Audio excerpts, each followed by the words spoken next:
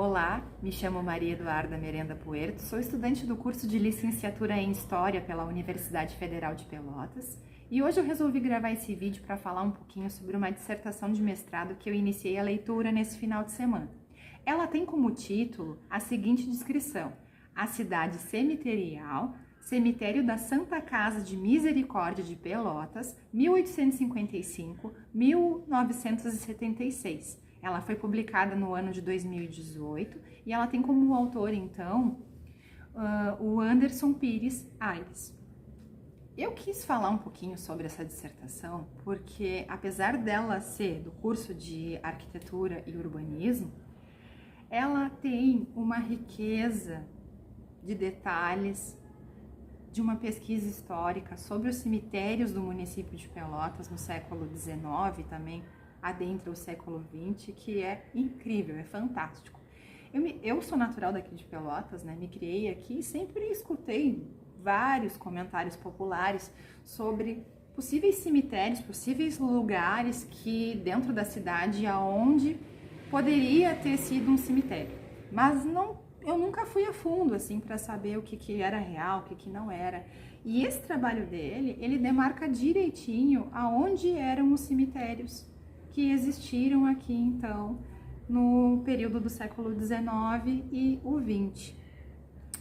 Ele começa falando nessa dissertação dele sobre o surgimento, então, da freguesia de São Francisco de Paula, que acontece no dia 7 de julho de 1812, e a criação, então, de uma capela em homenagem ao santo, São Francisco de Paula.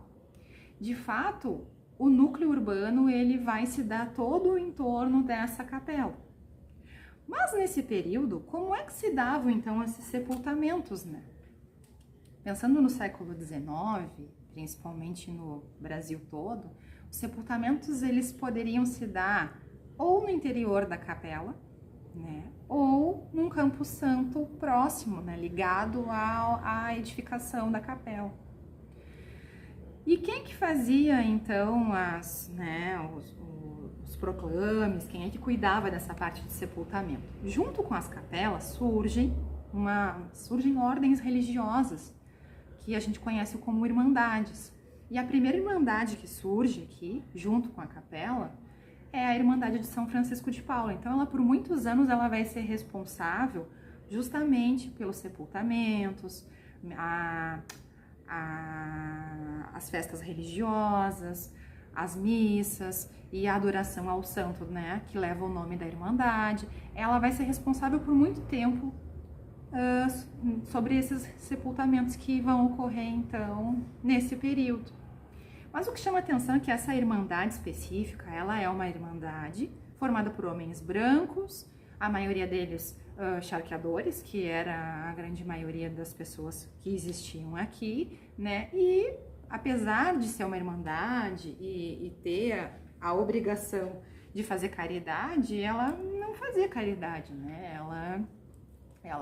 Ela fazia as vontades dos seus membros, né? Dos seus co-irmãos que faziam parte, né, dessa irmandade. Então, assim, em 1820 vai surgir uma outra irmandade, aí sim, formada por pardos, pretos, cativos, livres, pobres, que vai dar uma assistência maior para essas pessoas que não têm condições financeiras de fazer um sepultamento, né, nos moldes religiosos da época.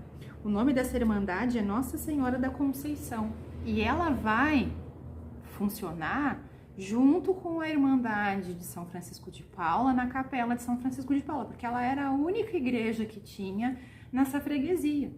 Então, elas existiam juntas lá dentro da mesma capela. Mas ela vai dar uma assistência maior para essas pessoas que não têm condições de arcar com os custos de um sepultamento. Bom, mas voltando à ideia do sepultamento do período, o que acontece? Quem tinha mais dinheiro fazia o seu sepultamento dentro da capela. Quem não tinha, né, condições financeiras, elas eram sepultadas do lado de fora, no Campo Santo. Então, quanto mais dinheiro a criatura tinha, mais próximo dos santos ela podia ser sepultada. Quanto menos dinheiro, provavelmente o sepultamento vai ser do lado de fora da capela. Só que quando se construiu a Capela de São Francisco de Paula, isso ali em meados de 1813, se construiu umas catacumbas no seu interior, mas o Campo Santo não ficou pronto. O Campo Santo, ele ficava num terreno longinho da onde era a capela, né? Mas pensando nas catacumbas, que elas já começam a ser utilizadas no ato da abertura da capela, elas não eram catacumbas como a gente compreende. Catacumbas são espaços subterrâneos onde são colocados corpos um por cima dos outros, né?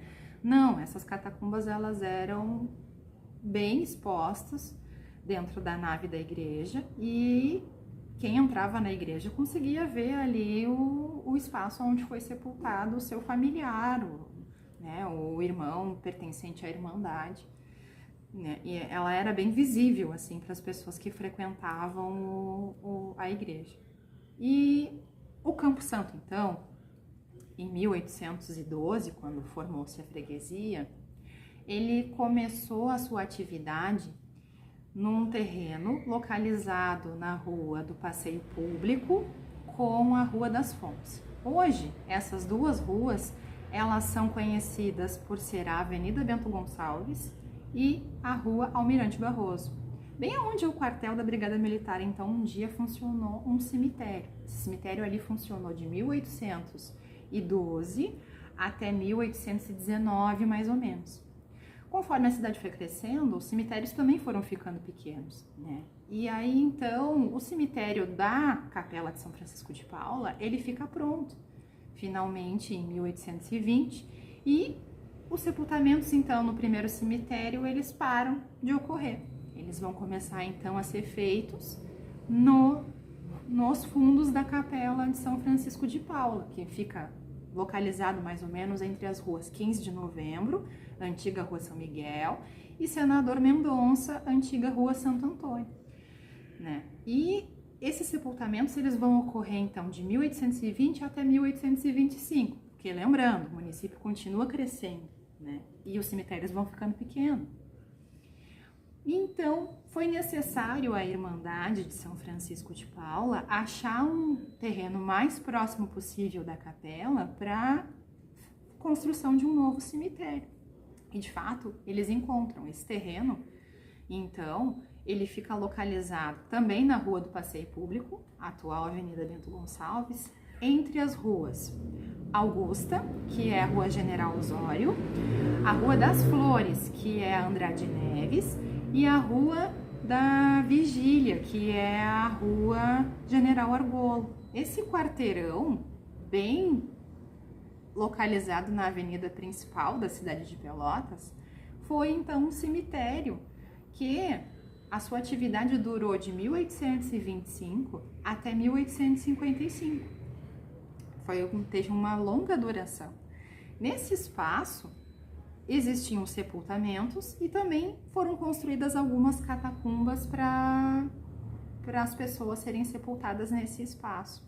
Por quê? Por que também foi construídas catacumbas nesse espaço?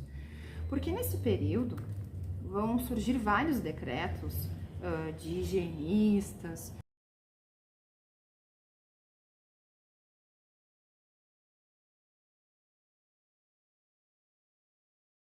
a ideia da teoria dos miasmas, que é uma teoria que surgiu lá no século XVII, que fala sobre a questão de vapores venenosos, maus cheiros, que deixavam as pessoas doentes. O que isso quer dizer? Que o fato das pessoas elas serem sepultadas no interior das capelas, elas exalavam um mau cheiro, em função do processo de decomposição. E esse mau cheiro é que poderia levar as pessoas a ficarem doentes, as pessoas que frequentavam esses espaços. Então, eles começaram a não sepultar mais dentro das capelas as pessoas, e sim a ficar mais voltada para os cemitérios, para os campos santos. Mas mesmo assim, pensando nesse período de 1825, já em 1835, já se levantava a hipótese de arranjar um novo lugar para a construção de um novo cemitério.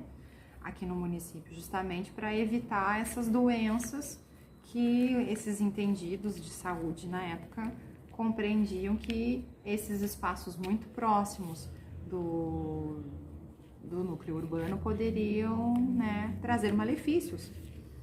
Então, em 1835 já se levantava essa hipótese de construir um novo cemitério.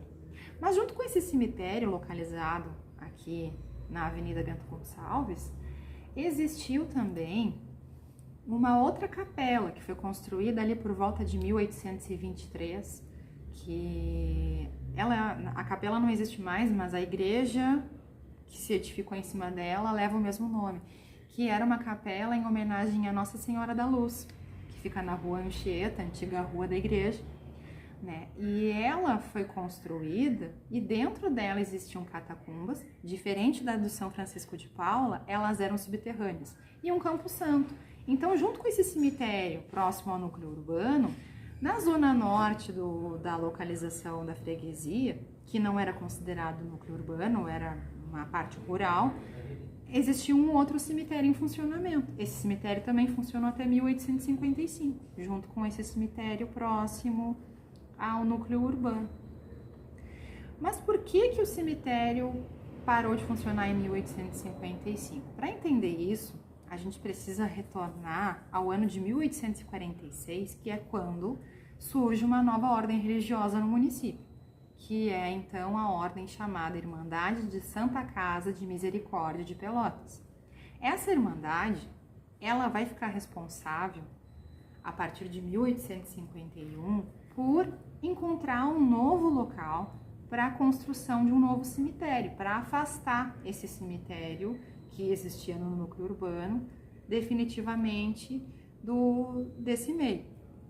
E a partir de 1851, então, vão se levantando várias sugestões de terrenos para se construir. Pensando que a grande maioria das pessoas que mandavam no município eram charqueadores, eles tiveram a grande ideia de construir um cemitério o mais próximo possível da região das charqueadas. Por quê? Porque ia baratear o custo do translado com o corpo e também já ia facilitar a questão da proliferação de doenças que esses corpos poderiam trazer, né? Tipo, vai tirar do núcleo urbano. Porém, a Irmandade, ela encontra um terreno localizado hoje no que a gente conhece por Fragata,